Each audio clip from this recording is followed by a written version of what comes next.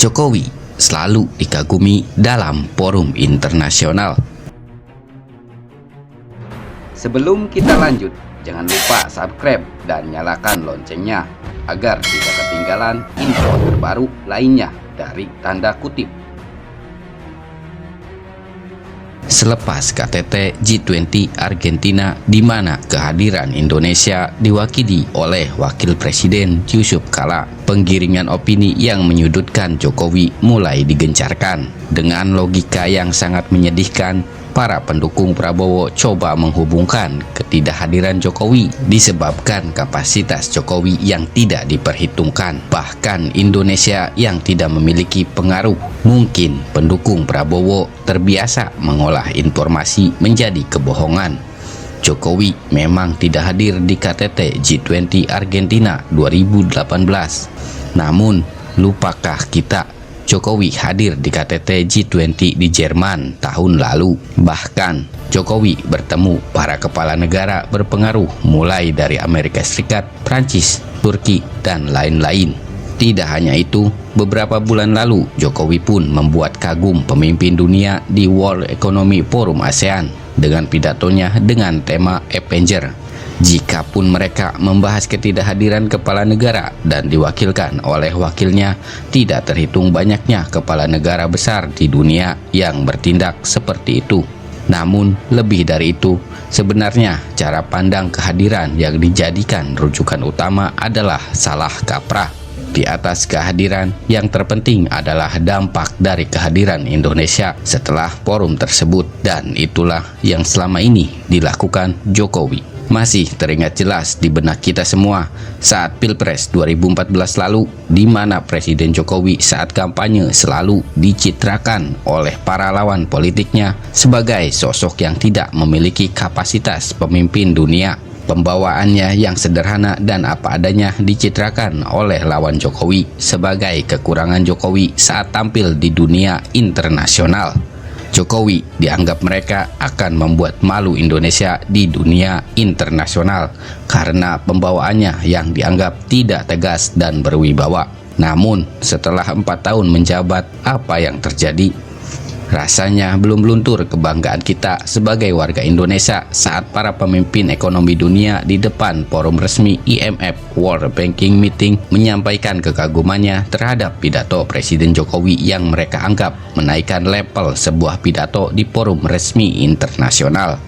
Selesai pidato, Jokowi diberi standing ovation, tepuk tangan berdiri, tanda penghormatan tertinggi dalam sebuah forum. Dan menurut ekonom Indonesia Miranda Gultom, dari puluhan forum IMF World Banking Meeting yang pernah diikuti, standing ovation kepada Jokowi adalah yang terlama. Ia pun kagum.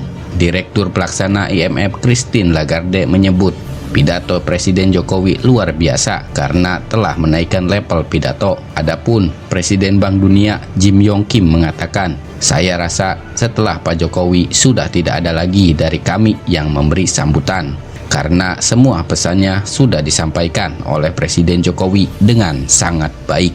Belum lagi pujian dari para dubes Denmark dan Belanda terhadap pidato Jokowi yang memang sangat kreatif. Dengan tema film Game of Thrones, Jokowi menegur negara-negara besar di dunia yang tengah melakukan perang dagang yang menimbulkan dampak negatif terhadap kondisi perekonomian negara lain. Sejak 2014, Jokowi selalu distigmakan anti-Islam. Para pendukung Prabowo khususnya PKS yang selalu mengklaim membela Palestina kini pun seolah malu bukan kepalang.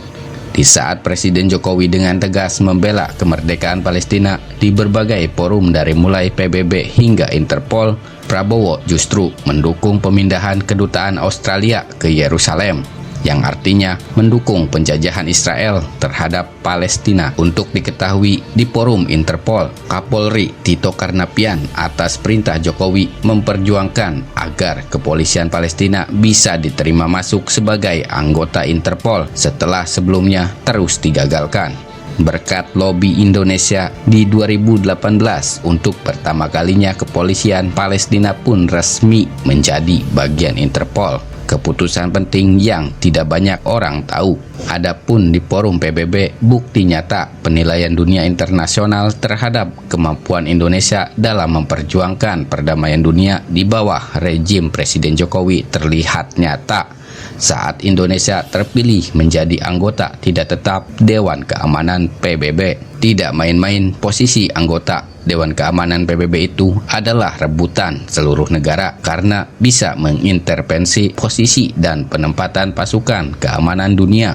Dan Indonesia dengan lantang di forum internasional menyampaikan akan memperjuangkan kemerdekaan Palestina dengan kewenangan yang baru itu. Presiden Jokowi pun di luar dugaan dengan sangat tegas dan konsisten berani menegur dan melawan setiap negara yang berencana memindahkan kedubesnya ke Yerusalem. Jokowi yang selama ini dipitnah antek asing oleh lawan politiknya bahkan berani melawan Presiden Amerika Serikat Donald Trump yang sangat rasis, membenci Islam dan mendukung penuh Israel. Dengan kondisi seperti itu, pendukung Prabowo mulai sadar tidak mungkin rasanya menjual isu Jokowi anti-Islam dengan isu Palestina karena Prabowo yang justru anti-Palestina. Maka kini mereka coba mengalihkan isu bela saudara muslim ke Uighur di Cina, salah satu suku di Cina yang dianggap didiskriminasi oleh pemerintah Cina. Mereka coba memframing jika Jokowi tidak akan mampu membela suku Uighur karena kedekatannya pemerintah Indonesia dengan Cina. Lagi-lagi, sejak 2014 kita tahu bahkan Jokowi dipitnah lawannya memiliki nama Cina yang sampai sekarang itu terbukti hoax. Terlepas dari persoalan Uighur di Cina adalah persoalan konflik etnis yang tidak sesederhana yang dibayangkan para pendukung Prabowo. Pendukung Prabowo sedang menjalankan strategi menutup borok dengan menunjuk musuh. Ya, baru saja dengan jelas dan publik tahu jika Prabowo disumbang dana kampanye oleh komunitas Tionghoa di Indonesia sebesar 450 juta rupiah. Bayangkan, Jokowi yang dianggap antek Cina selama ini hubungannya sebatas investasi dan bisnis resmi. Sementara Prabowo betul-betul didukung dan dimodali oleh para pengusaha Cina agar menang dalam pertarungan politik. Tidak ada makan siang gratis dalam politik. Ketika dana sudah diberikan, posisi sudah berhasil dimenangkan, maka donatur akan mampu menyetir si penerima sumbangan. Dan Prabowo yang sudah bersedia disetir Cina coba menutupinya dengan citra ia pemimpin yang kasar dan galak, bukan tegas. Pendukung Prabowo juga berusaha menggiring opini bahwa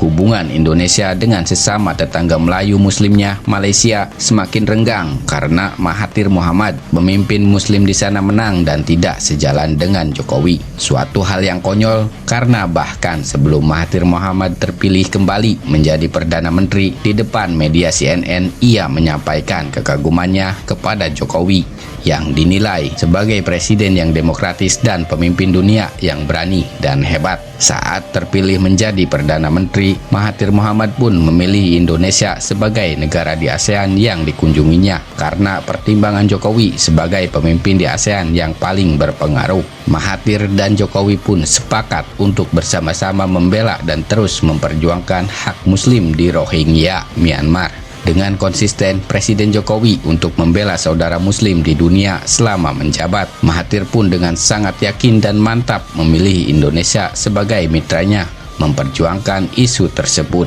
Begitulah kehidupan di dunia. Tegas bukan berarti harus keras. Keras bukan berarti menjamin seseorang itu tegas.